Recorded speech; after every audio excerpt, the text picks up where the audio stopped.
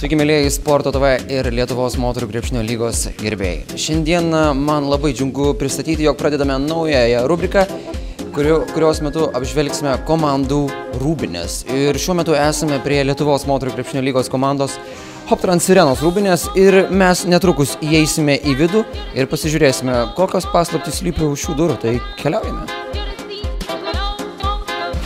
Aš girdėjau tokį faktą, Miglė, kad tavo tėtis yra Jozukas, tas garsusis Jozukas.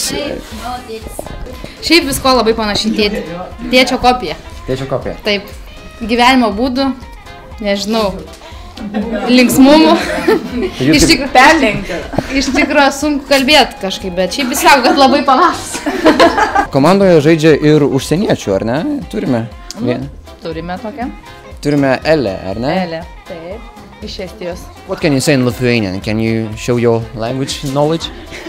Bad words only, but maybe labas vakaras. Ačiū.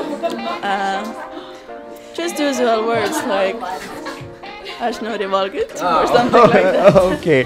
Kas čia pas jūs yra didžiausia pokštininkė? Vis tiek kažkas užveda ir dainas ir anekdotą kokį, ar turi tokią žaidėją? Taip, turime. Jos numeris 22, tai Kornelija Balčiūnaitė.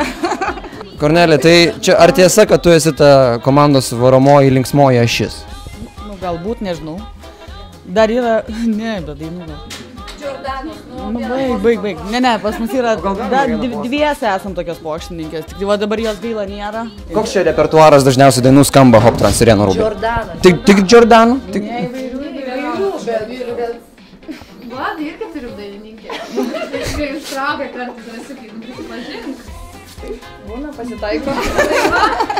O tai, Rasa, kokias jūs mėgstate dainas? Gal labiausiai rusiškas? Rusiškas.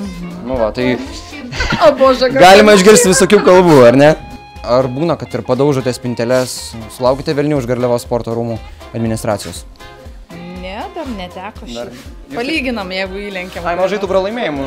Nu šiaip, jo, dar ne, šiaip viskas gan neblogai, tad dar neteko lankstyti spintelių, nei durų, nieko.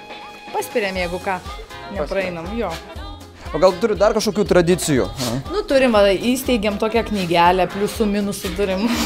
Čia kaip tas realybės šou Kelias į žvaigždes, kažkas panašaus? Panašiai, jo, panašiai. Tai surenki 3 minusus ir iškrenti iš komandos? Ne iškrenti. Mes tiesiog gale metų žiūrėsime, kas daugiausiai surinko pliusų, kas daugiausiai surinko minusų. O tai yra kažkokios nuobaudos arba prizai? Nu, bus, viskas bus, va, žymi viską. Erika. Kas dabar laimi toj pliusų kategorijoje? Kol kas pirmojo Kornelija. Kornelija, ką tokio gero padarei? Nieko, pas mane vien tik tai minusai. Bet tai Kornelija, matyt, padainavai gerai, kad gavai pliusų, ar ne? Aš pliusų mažai turiu, pas mane ištisai minusai. Kaip galima taip užsidirbti pliusą, taip labai paprastai tariant? Nu, pavyzdžiui, jo, komplimentą pasakant. Kaip supratau, čia diktatūra yra. Ne. Pavyzdžiui, pasakom, man labai iš, pavyzdžiui, simpatizuoju numeriu 13. Nu, va, pavyzdžiui, pasako. Atiduoda su numeriu 13, matot? Ir jeigu kas nors užėmės ir ateina, imk, čia tavo. Ir viskas pliusas. Už ką galima gauti minusą? Už riebesnį keiksmažodį? Tai čia ir už žaidimo minusą? Taip, viskas čia ir už aikštelės ribų ir aikštelėje, tai... Taigi, sulaukiam to atsakingo momento, dabar turėtų ateiti treneris Linas Šalkus. Ir iš karto visi juokai dingsta, ar ne? Rimtis. Treneri, ar girdit sklindančius juokus iš rūbinės?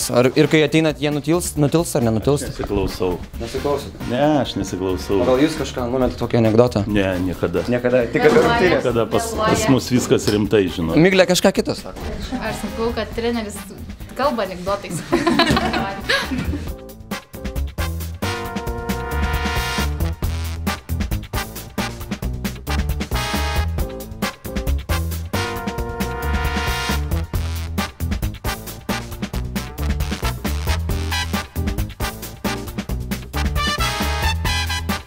Ar jūsų komandą galima pavadinti tokia geriau žaidžiančia namuose?